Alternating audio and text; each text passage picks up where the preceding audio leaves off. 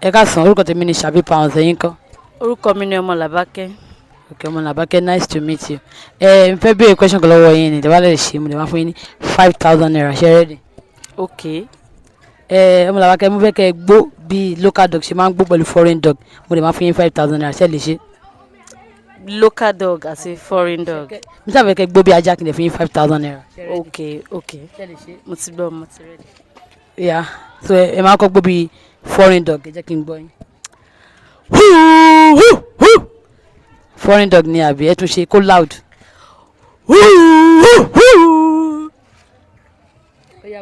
Ẹ bá mi ṣe ti local dog náà ẹ jẹ́ kó loud ẹ̀.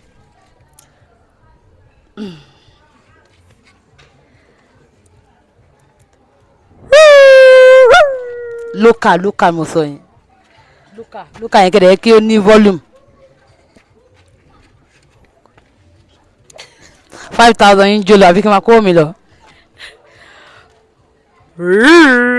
Irọ́ o, ajá tẹ̀yìn ṣe àwọn ajá puppy nìyẹn.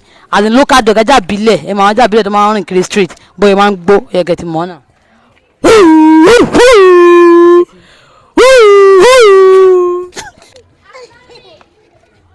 Ẹ̀jẹ̀ náà, ẹ bá mi ṣe ti local dog yẹn sí, ẹ máa rí 5,000 naira, ẹ bá mi ṣe local dog yẹn.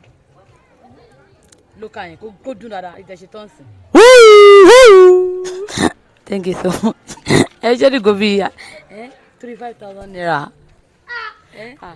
Owó ni, kò sí kan tó wò lè ṣe. Damn, can you hear that? So I'm offering 5,000 naira and sing. Woo! Baba no be. You ba share his camera. Hi. Thank you so much.